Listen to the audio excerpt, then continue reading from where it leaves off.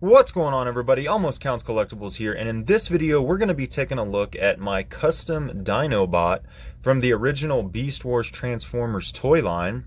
Now, Dinobot was personally my favorite Beast Wars character of all the seasons of Beast Wars, and sadly I feel like his toy was one of the worst. At least as far as accurately depicting him. His size is completely off. He was way too small for what he actually was in the show. And his robot form on his toy just looked terrible. It hardly looked anything at all like Dinobot. And that always really disappointed me. So I finally picked up a Junker Dinobot. It was scraped up a little bit, a few things wrong with it. And I just took it and made his robot form look a lot more show accurate, at least as much as possible, without any major modifications other than removing some parts and painting it. So we'll take a look at it real quick. I'll go ahead and we'll rotate him around so we can actually see kind of what I've done, and I'll talk about it. So you'll notice the main thing that I've done with this Dinobot, and we'll look at an unmodified one here in a second for comparison, is his legs. They are no longer that orangish clear color. I've actually detailed them to look a little bit more like his actual armored legs. I've even colored in his feet to look a lot more like his actual armored feet color. His body has been colored to have a lot of his metallic blue showing through, so that you can actually see that. We've even taken a silver metallic color and pinned in his rib cage looking armor that went around his actual torso. We've colored in his shoulder guards the actual burnt orange color, and we even fixed his helmet. So we colored in his eyes the correct coloring. They are normally a yellowish color. We colored them in red. We went ahead and colored his helmet the burnt orange color that it should be all the way through, and we even put his band around his head that he has. We've colored in his fingernails here with that burnt orange color to actually color his nails in. And we have colored in his accessories, so we've colored in his sword. Another modification that we've done is we have removed his raptor arms, and we removed the back plate that comes up that his tail attaches to. So we took both of those off. His mutant mask has obviously been removed from the sides of his helmet. And we even modified the sword so he can correctly hold it in his hand. Now you'll notice his arms, I've actually reversed his arms so that you don't have to have the screw holes showing in his robot form. So we reversed those. I modified his weapon here. We've colored it in the silver color that it should be. And I took a simple bookshelf shelving peg, the little clear pegs that go over the actual peg itself. It fits on there perfectly, and it allows him to hold this in his hand the way that he should. So all of that worked out fairly well. I will lift up his head here a little bit so you can kind of see under there to his torso. We went all the way up with the blue. We colored in the bones there in the middle so that they actually have color. We colored in around his head. We colored it in silver up there for the base plate. And I think he just looks a lot better, a lot more like actual Dinobot, at least as close as we could get without any of those major modifications.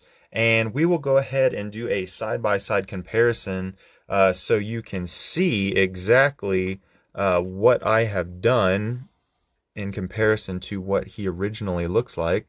So this is my original Dinobot figure with the mutant mask and his arms. As you can see, it's very hard for him to hold the sword like he's supposed to. The bottom of the peg is actually supposed to connect to the peg in the hand, and he holds it straight out, but I don't like that. I didn't modify anything with his tail because it's pretty close to the color that it should be. So I didn't see anything wrong with that. I left mine the same color as the original one here. I just changed the things that I spoke about and we'll do side by side here so you can see. Once again, I've colored in, so we've got the blue going on, the burnt orange for his helmet, and everything like that. We're going to go ahead and take this out of there before it falls out anyway. But this is his head, what it originally looks like with the yellow eyes and the mutant mask hanging off to the side. We've got the clearish, orangish looking legs. No coloring on the fingernails. On the back, you have all of this going on as compared to my modified figure here. So I think this looks a lot better. At least, like I said, as good as it can possibly look without actually changing any of the molding or making him taller or 3D printing anything. But if you just take a basic Dinobot figure, I did this entire customization with Sharpie markers. There was no paint involved in this. Might have been a little bit easier if I just base coated the entire legs with an actual silver color and then just added in the burnt orange around that. But I did it all with Sharpie. It wasn't that difficult. I used silver metallic for all of the silver, blue metallic for all of the blue, and the bronze color metallic for his burnt orange appearance, for all of his armor around his feet, inside of his legs, the bottom portion. So I've customized his legs right here on top. I've got the burnt orange, and then I've got the silver where it should be, all the way up to the torso, all the way around here. Try to make it as close to what he looked like in the show as possible. But that is the comparison from the original toy to my modification. Now, I didn't have to break anything in order to modify, so I can put everything back. If you wanted to kind of have the best of both worlds and still be able to have a good-looking raptor form, I would just do the leg and torso and head modifications and the weapon. I would not color in any of the outer bracket that you see right here that I did with the blue on the outside with the rib cage. Just do the actual inner torso and the legs. Do his helmet. Do his fingernails and his weapon.